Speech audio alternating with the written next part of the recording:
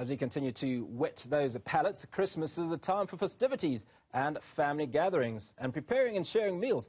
Let's get some tips on how to prepare an African traditional Christmas meal from Amu Msimeki, Exitangeni African Food Restaurant co-founder.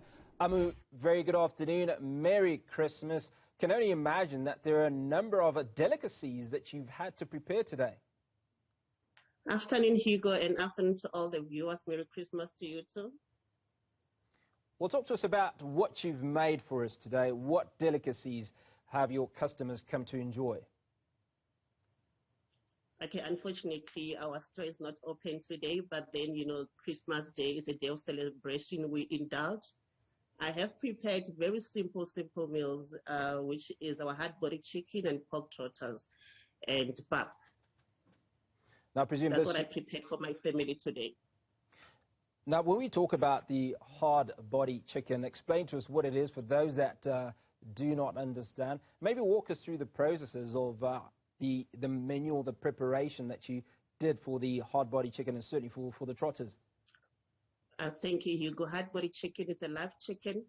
As Africans on Christmas Day, it is our practice or a norm to slaughter chickens. What I prepared today was hard-body chicken. So I slaughtered a hard-body chicken. I got one from the neighboring township in Tembisa.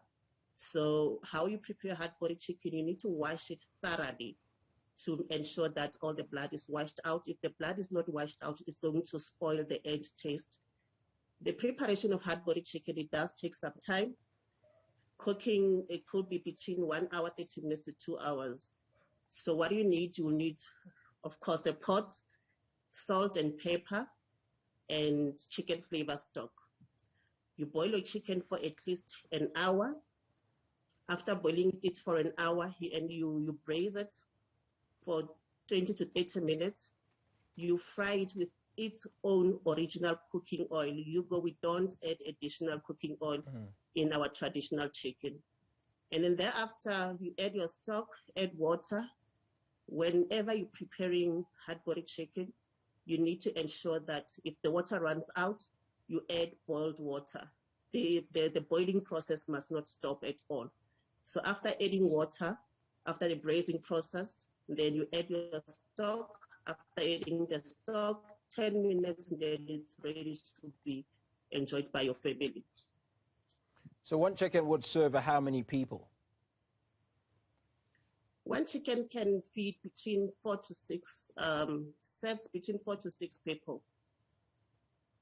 So if cut properly, you've got about 8 to 10 persons.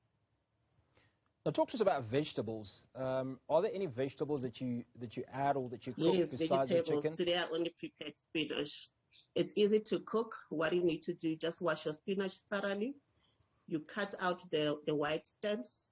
Cut it in small pieces. You prepare your relish, dice your tomatoes and your onions, prepare relish. Once your relish is well cooked, add your spinach.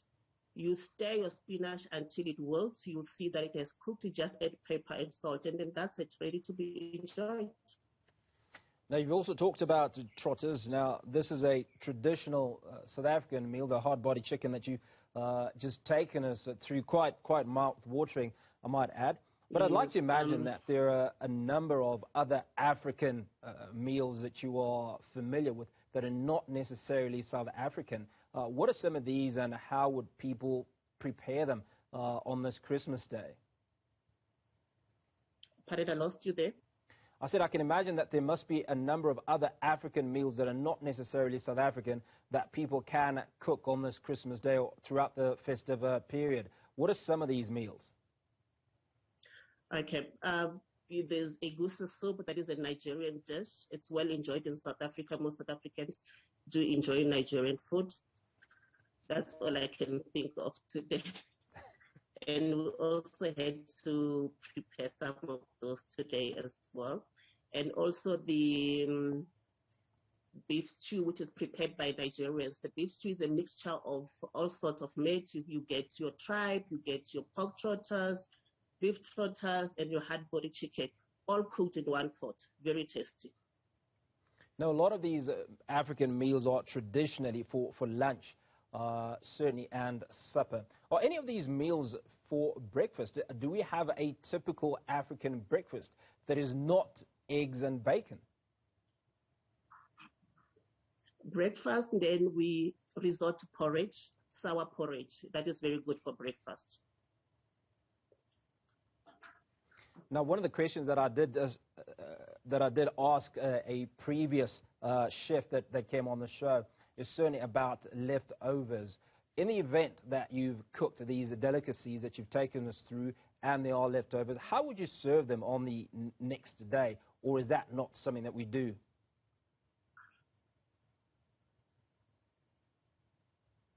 You know, it's very difficult to sell leftovers the following morning, or if you slaughter a chicken, you need to make sure that all the food is sold today. If it's pork trotters, all the trotters are sold. The next day, the food will not be tasty. Well, I was talking specifically about the food that we make at home, but I presume from what you've said that is the answer. Amu, thank you so much for taking time to chat with us on this Christmas Day, and trust you will enjoy the rest of your holiday.